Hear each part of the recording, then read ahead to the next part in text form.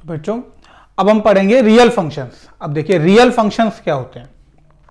अब जो टॉपिक आपको पढ़ना है वो रियल फंक्शंस पढ़ना है। तो रियल फंक्शंस क्या होते हैं? जब फंक्शंस को हम बोल रहे हैं रियल फंक्शन, तो यहां पर एक वर्ड आ रहा है रियल। इसका मतलब रियल का मतलब ये है कि कोई भी फंक्शन रियल फंक्शन तब होगा जब उसकी डोमेन और कोडोमेन दोनों सबसेट होंगी रियल की।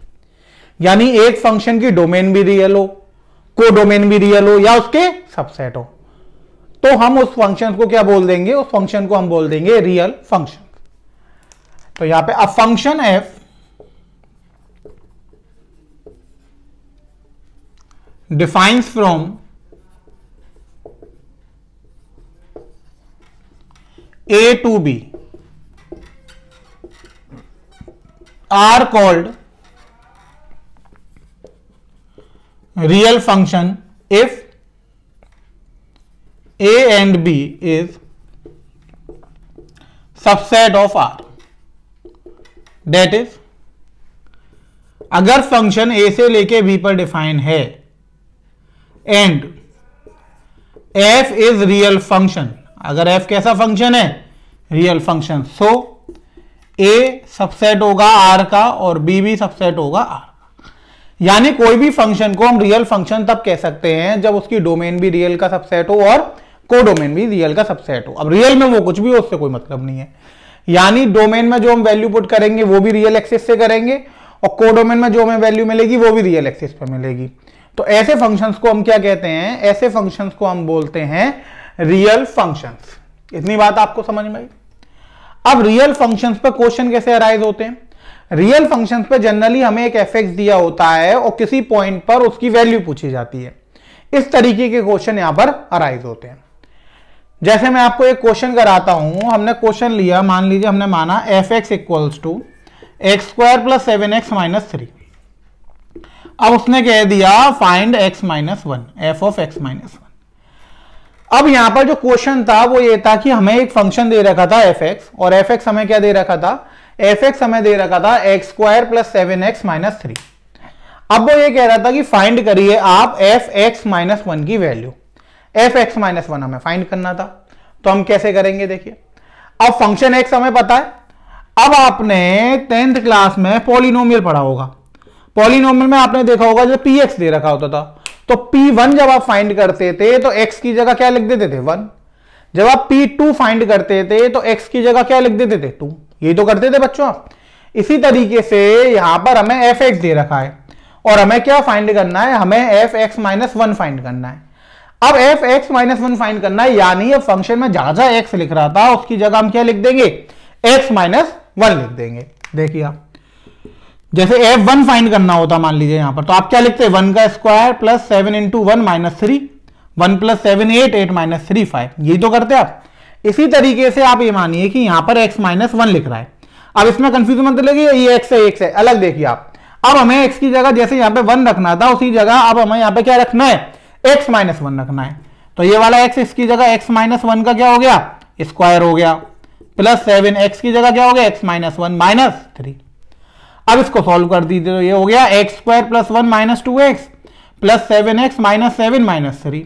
अब देखिए x square plus 7x minus 2x plus का 5x माइनस 7 माइनस 3 कितना हो गया? माइनस का 10 प्लस का 1, तो ये कितना हो गया? माइनस का 9। तो एफ ऑफ x माइनस 1 की वैल्यू कितनी आ गई? X square plus 5x minus का 9। इतनी बात आप सबको समझ में आई? इस टाइप के क्वेश्चन यहां पर अराइज होंगे कि हमें फंक्शन दिया जाएगा और पर्टिकुलर किसी वैल्यू पर हमें फंक्शन की वैल्यू पूछी जाएगी या कुछ प्रूफ कराया जाएगा, तो उसको हम प्रूफ कर देंगे। बस यहां पर एक चीज का ध्यान रखना है कि जो वैल्यू पुट कर रहे हैं या जो वैल्यू हमें मिलेगी वो कैसी मिलेगी? रियल मिलेगी, क्योंकि हम कौन से फंक्शंस की बात कर रहे हैं? हम रियल फंक्शंस की बात कर रहे हैं। इतनी बात आपको समझ में आई बच्चों?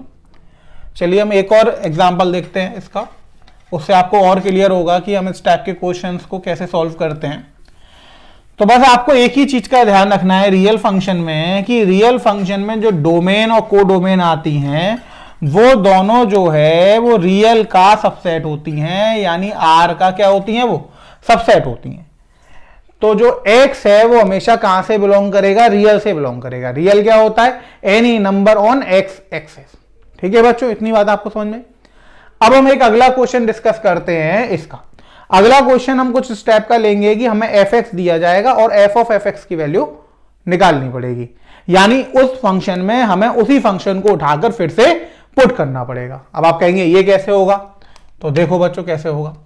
हम क्वेश्चन मान लेते हैं, यहां पर हमने माना f x equals to x minus one upon x plus one, x not equals to minus one. ये हमें क्वेश्चन दे रखा है, हमें दे रखा है f x equals to x minus one upon x plus one. अब उसने कहा find f of f x, यानी उस फंक्शन में हमें क्या पुट करना है, एफ एक्स को ही पुट कर देना है। उस फंक्शन में हमें क्या करना है, एक्स की जगह एफ एक्स को ही पुट कर देना। अब ये कैसे होगा, आप कहोगे ये कैसे हो जाएगा एफ ऑफ एफ एक्स, तो देखो बच्चों कैसे होगा, बहुत ही इजी है बच्चों, ध्यान से समझना। अब आपके पास एफ एक्स कितना दे रखा है, x minus one upon x plus one, कोई दिक्कत नहीं है, यही तो है। अब आपसे कहता कोई कि f1 की वैल्यू निकालो, किसकी वैल्यू निकालो, f1 की। अगर आपसे कहता कोई f1 की वैल्यू निकालो तो आप क्या करते, x की जगह 1 रख देते, 1 माइनस 1 जीरो हो जाता और नीचे 1 प्लस 1 2 हो जाता, 0 अपॉन 2 आप 0 लिख देते।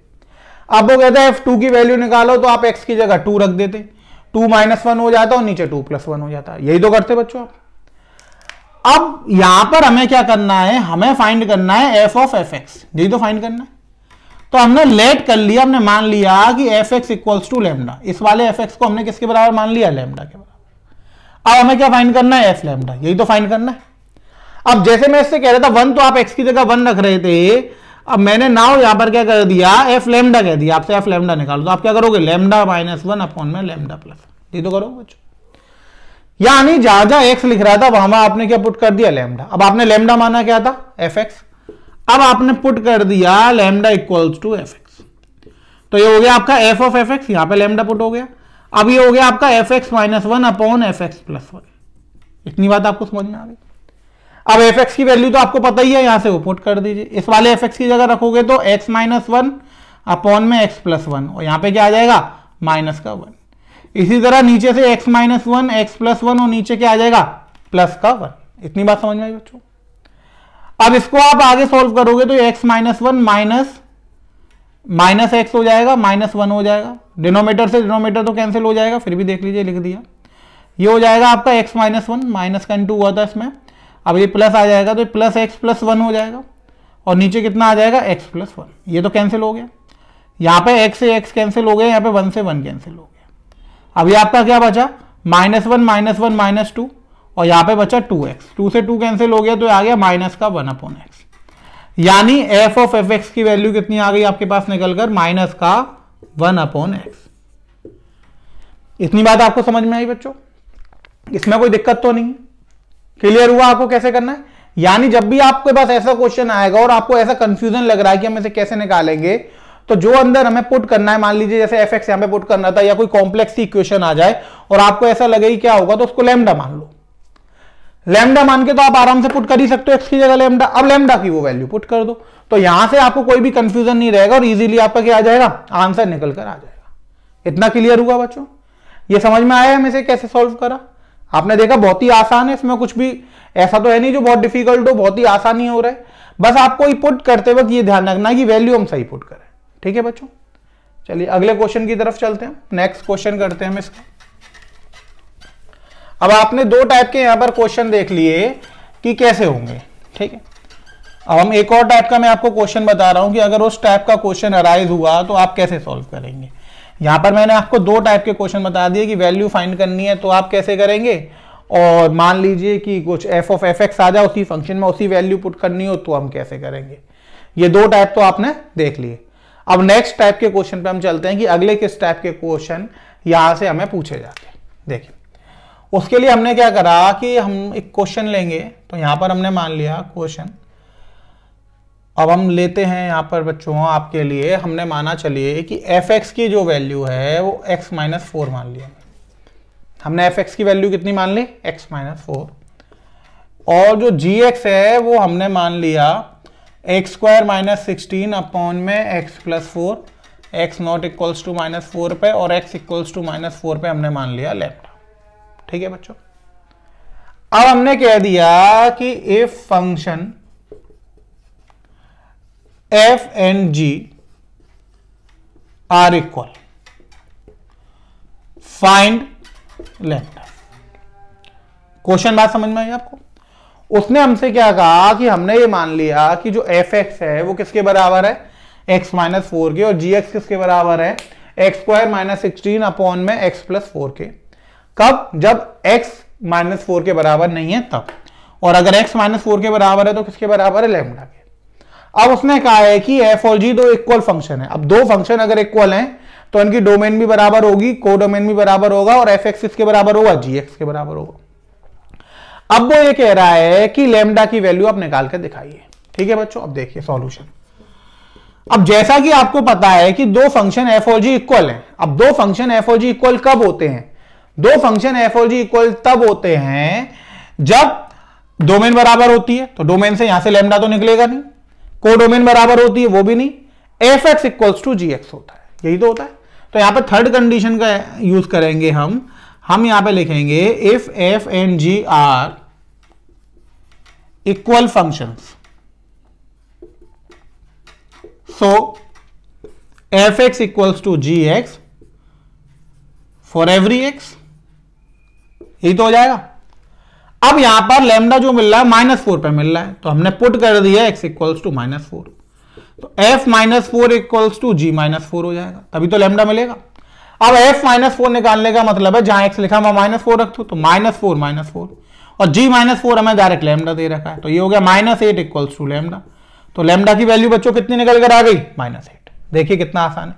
बस आपको कॉन्सेप्ट याद रखना है कि जो टॉपिक चल रहा है उसमें आपको हर चीज देखनी है, तो वो क्या देखनी है, वो देखना आपको कॉन्सेप्ट क्या चल रहा है। क्वेश्चन देखते ही आपको कॉन्सेप्ट लगाना है, कैलकुलेशन यहां पे लेंदी नहीं आएगी। अगर आपको कॉन्सेप्ट क्लियर है तो बहुत ही आसानी से हो जाएगा। अब अगर जिसको इक्वल फंक्शन आता है वो यहां पे f x equal to g x वाली कंडीशन लगा देगा।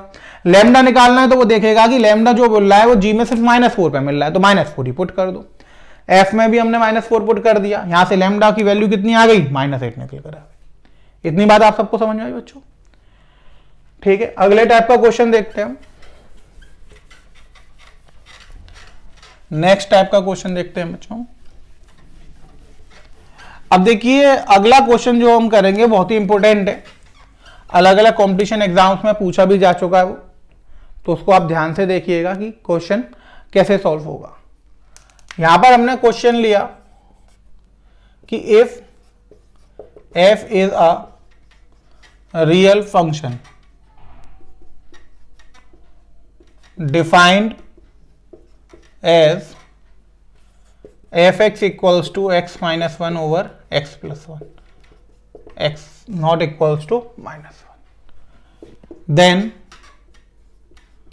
prove f2x equals to thrice of fx plus 1 upon में fx plus 3। क्वेश्चन समझ में आया बच्चों? वो ये कह रहा है कि f एक रियल वैल्यूड फंक्शन है। ठीक है, हमें समझ में आ गया, रियल वैल्यू यानी डोमेन भी रियल होगी, कोडोमेन। एफ एक्स क्या है, x -1 ओवर x प्लस 1, इतनी बात भी समझ में आ गई। अब हमें प्रूफ क्या करना है, f2x equals to 3fx plus 1 upon में fx प्लस 3। ठीक है बच्चों, अब एक तरीका तो ये है कि हम LHS और RHS दोनों निकाल दें और दोनों को इक्वेट कर दें।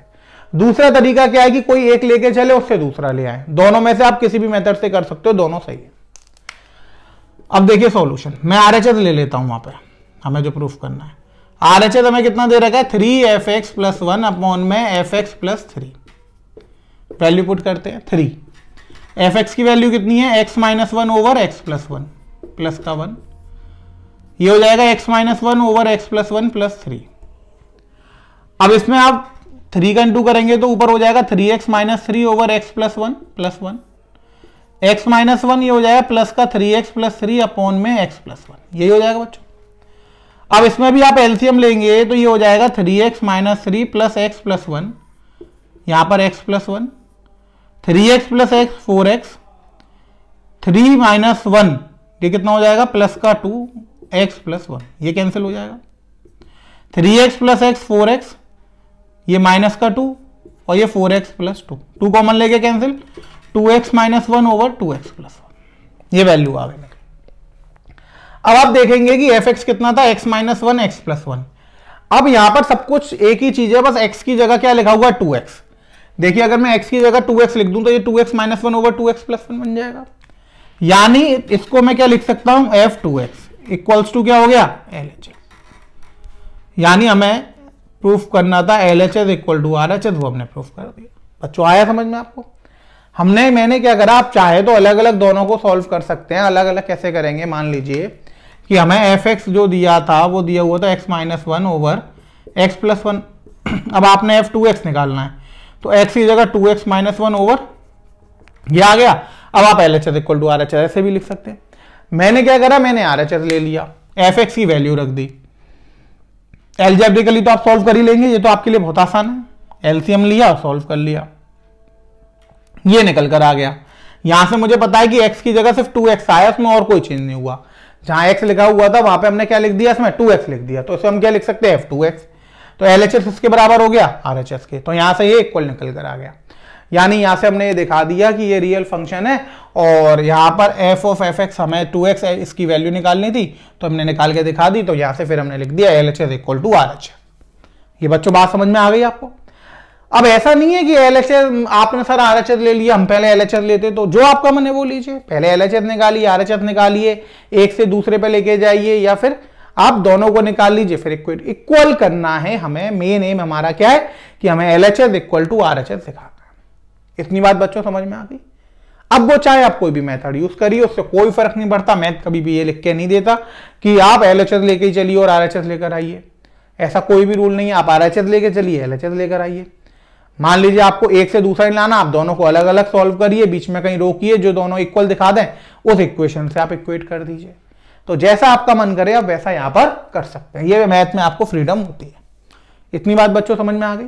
अब मुझे लगता है कि आपको रियल फंक्शन बिल्कुल क्लियर हो गया होगा कि रियल फंक्शन क्या होता है, कैसे क्वेश्चन उसमें अराइज होते हैं।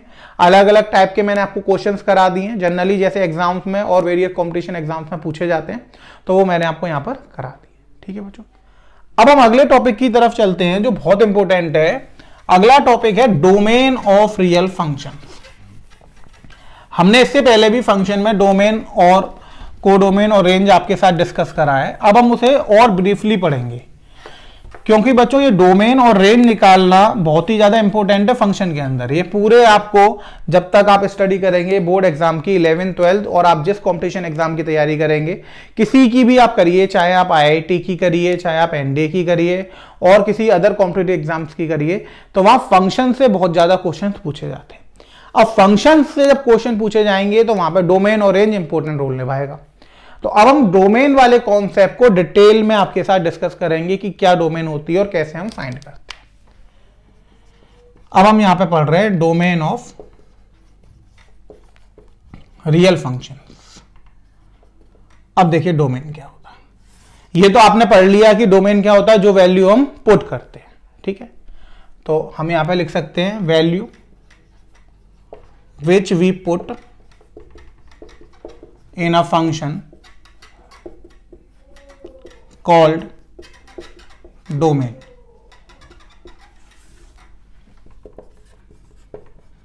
If function f defined from a to b, then domain of f equals to a. इतनी बात समझ में आ गई?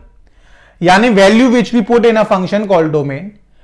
अब एक तरीके से हम ऐसा बोल सकते हैं कि जो वैल्यू हम पुट कर रहे हैं वो डोमेन है, यानी जिस पर फंक्शन आउटपुट देगा वो सारी वैल्यूज डोमेन है।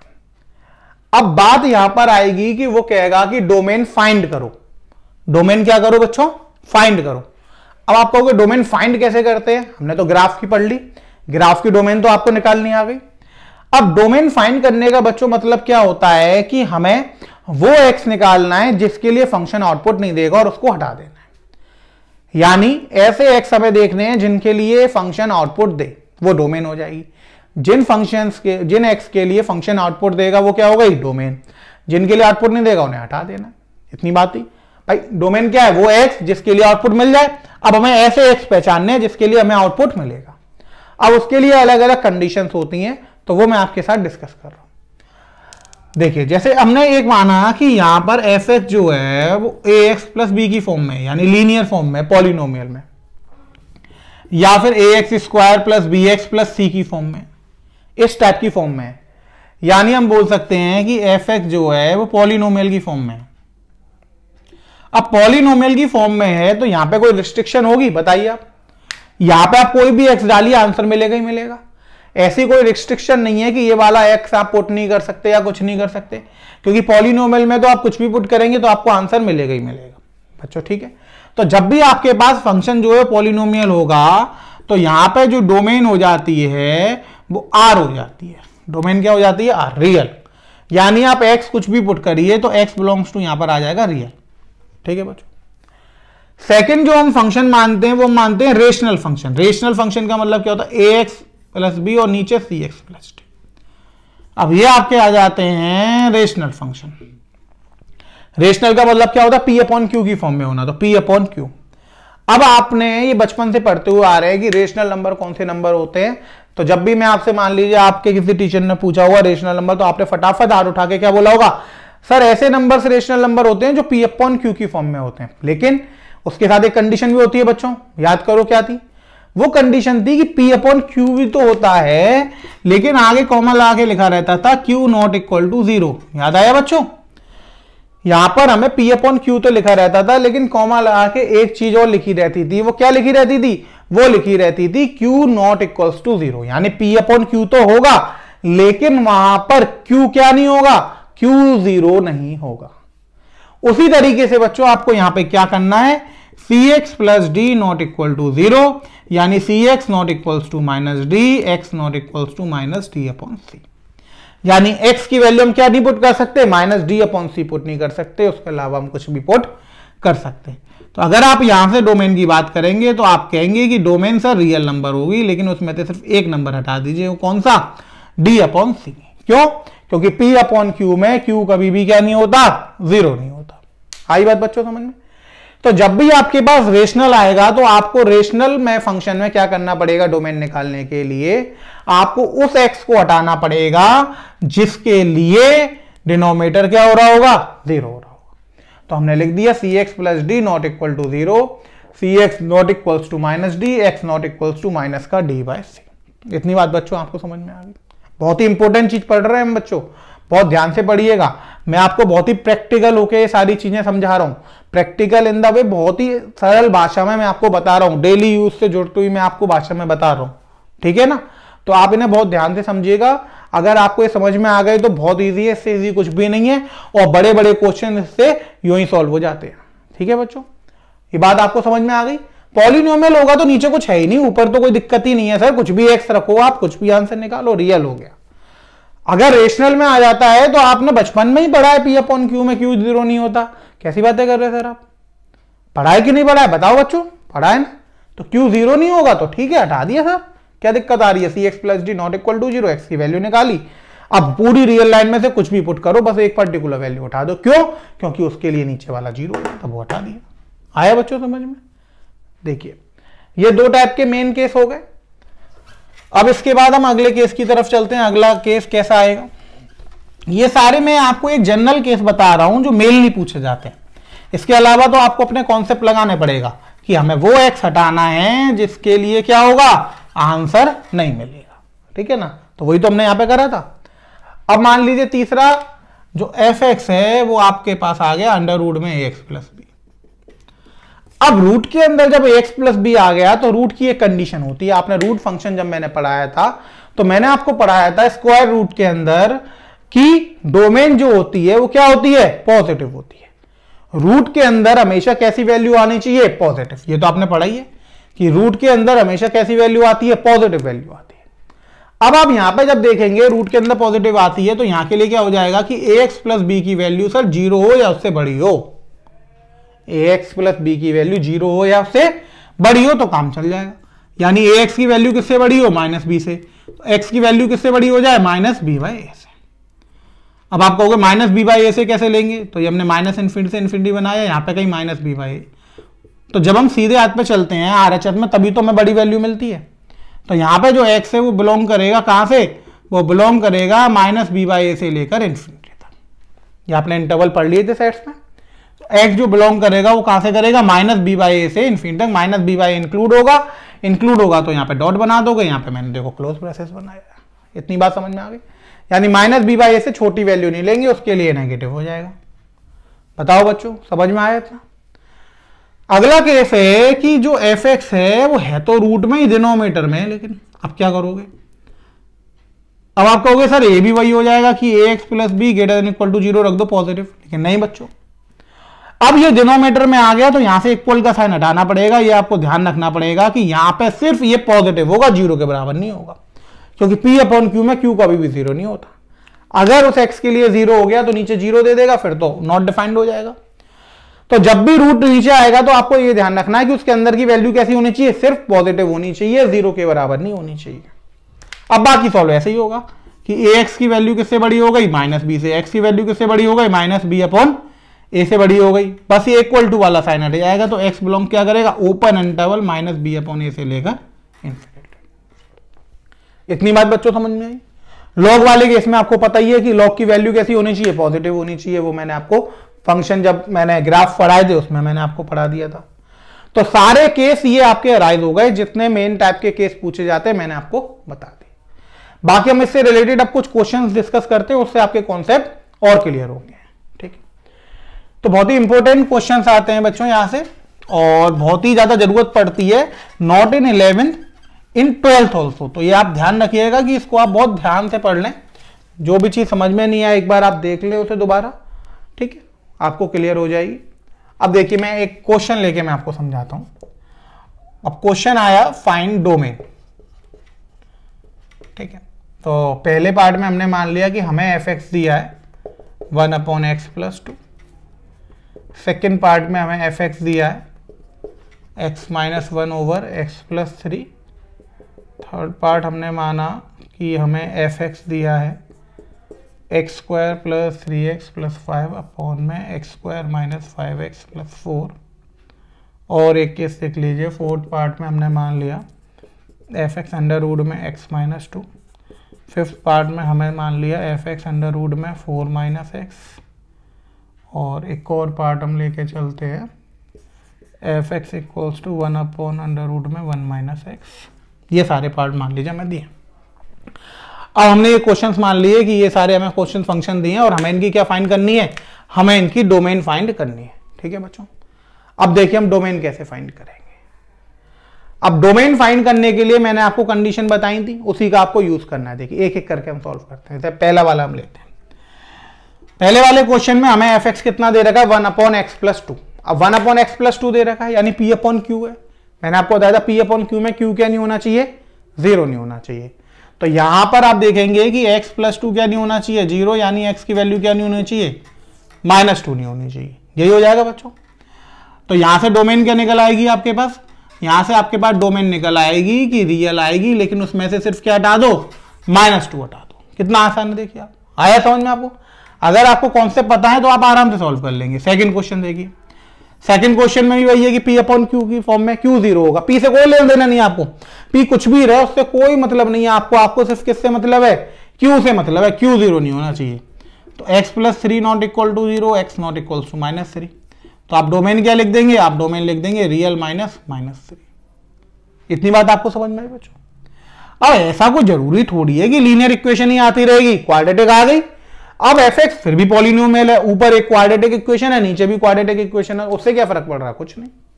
अब P अपॉन Q है तो फिर से वही आ जाएगा कि Q not equals to 0, x square minus 5x plus 4 not equal to 0। अब मिडिल टर्म स्प्लिटिंग करनी पड़ेगी, 1 इंटू 4 4 हो गया, 5 चाहिए। तो x square minus 4x minus x plus 4 not equal to 0। X common लिया, x minus 4, minus sign common लिया, x minus 4 not equal to 0। तो एक्स माइनस 4 कॉमन लिया तो x minus 1 not equal to 0। यहां से आ गया x minus 4 not equal to 0, x minus 1 not equal to 0, x not equals to 4 और x not equals to 1। अब यहां तो 1 होगा ना 4 होगा। तो डोमेन क्या आ गई यहां पे बच्चों, यहां पे डोमेन में से हम 2 वैल्यू हटा देंगे, हम लिखेंगे रियल -1, 4। यानी पूरे रियल नंबर ले लो, उसमें से सिर्फ कौन कौन से हटा दो, उसमें से 1 और 4 को आप हटा दो। ये बात बच्चों समझ में आ गई आप सबको। तीनों एक ही टाइप के क्वेश्चन थे P अपॉन Q वाली फॉर्म के, उसमें Q 0 नहीं होना था, तो हमने वो x हटा दिया हर एक के लिए जिसके लिए Q क्या हो रहा था, 0 हो रहा था। सबको समझ में आ गए बच्चों, ये इसमें कोई दिक्कत तो नहीं है, ठीक है। मैं इसे रफ कर रहा हूं। अगला देखिए बच्चों, अब नेक्स्ट जो क्वेश्चन है हमारे पास वो है हमारे पास कि रूट में x माइनस 2 ये, ठीक है बच्चों। अब कैसे करेंगे देखो, अब रूट में x माइनस 2 है। अब आप देखोगे इसे तो रूट के अंदर मैंने आपको क्या बताया था, कैसी वैल्यू आनी चाहिए, पॉजिटिव। न्यूमरेटर में तो x minus 2 greater than equal to 0, तो x greater than equals to क्या हो गया, 2। नंबर लाइन बनाएंगे आप, ये इन्फिनिटी, ये माइनस इन्फिनिटी, 2 आ गया। अब आपको 2 भी लेना है, उससे बड़ा भी लेना है, तो x कहां से बिलोंग करेगा, 2 से लेकर इन्फिनिटी, और 2 पे क्या आ जाएगा, क्लोज ब्रैकेट। ये इसकी डोमेन हो गई। आगे बच्चों ये डोमेन हो गई आपकी। अगला क्वेश्चन देखिए, अंडर रूट में 4 माइनस एक्स। अब यहां पे 4 माइनस एक्स किससे बड़ा होना चाहिए, 4 से, यानी x की वैल्यू किससे छोटी होनी चाहिए, 4 से। न्यूमरेटर है तो इक्वल टू भी लगा देंगे। अब यहां पे देखो बच्चों, आपको 4 से छोटी लेनी है, छोटी तो इस तरफ मिलेगी, 4 को इंक्लूड करना है, तो x बिलोंग्स टू क्या हो जाएगा, माइनस इन्फिनिटी से लेकर 4 पे कैसा ब्रैकेट बन जाएगा, क्लोज ब्रैकेट बन जाएगा। आई बच्चों ये वाली बात समझ में। अब ये वाला देखिए, इसमें क्या आएगी, 1 अपॉन में है। अब अपॉन में इसका मतलब ये रूट के अंदर जो वैल्यू आ रही है 1 माइनस एक्स, वो पॉजिटिव ही हो, 0 के बराबर नहीं हो, वो कैसी हो, पॉजिटिव ही हो, यानी ये आ जाएगा। यानी x की वैल्यू किससे छोटी हो गई, 1 से। अब x की वैल्यू 1 से छोटी हो गई तो नंबर लाइन आप बनाओगे तो इन्फिनिटी माइनस इन्फिनिटी, 1 से छोटी, 1 को शामिल करना है, नहीं करना क्योंकि नीचे है। तो यहां पर डोमेन क्या आ जाएगी बच्चों, इसकी डोमेन आ जाएगी x belongs to minus infinity लेकर 1, और 1 पे आ जाएगा ओपन इंटरवल। बात समझ में आ गई बच्चों। अब आपको ये क्वेश्चन समझ में आ गए होंगे कि हम ये क्वेश्चंस कैसे करते हैं, इसमें कोई दिक्कत तो नहीं है।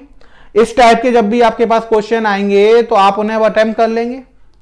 आपको ये समझ में आ गए अच्छे से, इसमें कोई दिक्कत तो नहीं है बच्चों, बताइए, इसमें कोई दिक्कत तो नहीं है आपको, सबको ये समझ में आ गए अच्छे से। अब जब भी किसी टाइप के क्वेश्चन आएंगे तो आप उसे कर लेंगे। ठीक है, एक और क्वेश्चन देखते हैं। आप कहोगे सर आप लीनियर इक्वेशन ले रहे हो, क्वाड्रेटिक तो ले ही नहीं रहे हो, सब आसान आसान सी ले रहे हो। तो चलिए अब हम एक क्वेश्चन में क्वाड्रेटिक इक्वेशन लेके देखते हैं। देखिए तो सही क्वाड्रेटिक से क्या होता है, तो यकीन मानो बच्चों ये बिल्कुल ऐसे ही होगा जैसे ये हुए थे, कुछ भी उसमें डिफिकल्टी नहीं आने वाली है। ठीक है, चलो आप कह रहे हो तो मैंने क्वाड्रेटिक मान लिया। मैंने मान लिया कि एफ एक्स हमें दे रखा है एक अंडर रूट में 4 minus x plus 1 upon under root में एक्स स्क्वायर माइनस 1। अब मैंने क्या करा, दो फंक्शंस को जोड़ दिया। अब दो फंक्शंस को मैंने जोड़ दिया, उसने कहा कि इसकी डोमेन निकालो। क्या निकालो, फाइंड डोमेन। ठीक है बच्चों, अब इसकी जब डोमेन निकालनी है बच्चों तो हमें करना क्या है, हमें ऐसा एक्स चाहिएगा जो इसमें भी चला जाए इसमें भी चला जाए, यानी दोनों के एक्स निकाल लो और कॉमन वाली वैल्यू ले लो। यही तो करना है हमें।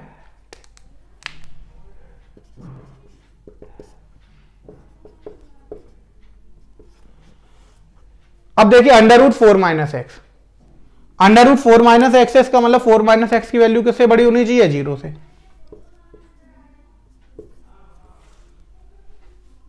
अब 4 जो है वो किससे बड़ा होना चाहिए, x से। तो x की वैल्यू किससे छोटी होनी चाहिए, 4 से।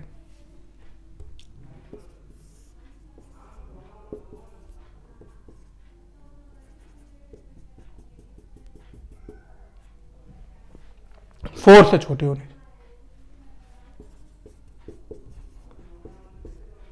तो x belongs to minus infinity से लेके 4 पे डॉट बना दिया। अगला देखो, अब यहां पर ये डिनोमिनेटर में आ रहा है, डिनोमिनेटर में आ रहा है, इसका मतलब एक्स स्क्वायर माइनस 1 जो है वो 0 से बड़ा होना चाहिए। अब डिनोमिनेटर में जब आ रहा है तो इक्वल टू 0 तो लिख नहीं सकते बच्चों, मैंने आपको बताया था, और रूट के अंदर है तो पॉजिटिव होना चाहिए, यानी एक्स स्क्वायर माइनस 1 की वैल्यू किससे बड़ी होनी चाहिए, 0 से। अब एक्स स्क्वायर की वैल्यू किससे बड़ी होनी चाहिए, 1 से। अब एक्स स्क्वायर की वैल्यू 1 से बड़ी कब होती है पता है आपको, जब हम एक्स की वैल्यू 1 से बड़ी डालते हैं या फिर -1 से छोटी डालते हैं, यही तो होता है। तो यहां पर आ जाएगा x की वैल्यू 1 से बड़ी और x की वैल्यू -1 से छोटी, -2 डाल तो -2 का स्क्वायर 4। तो जितनी भी ये पॉजिटिव होंगी अगर इनके साथ हम माइनस लगा देंगे तो उससे क्या फर्क पड़ेगा, 1 से बड़ी वैल्यू का स्क्वायर जो है 1 से बड़ा आता है। अब उसके आगे माइनस लगा दोगे तो स्क्वायर करने पे माइनस हट जाएगा, तो वैल्यू किससे बड़ी आएगी, 1 से बड़ी आएगी।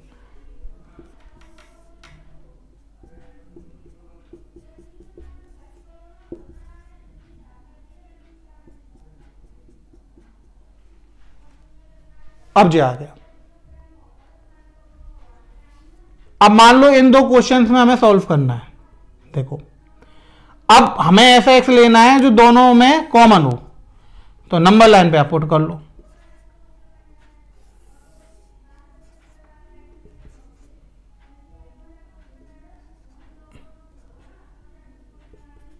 अब ये कह रहा है कि -1 से छोटी, ये कह रहा है 1 से बड़ी, और ये कह रहा है 4 ले लो या उससे छोटी ले लो।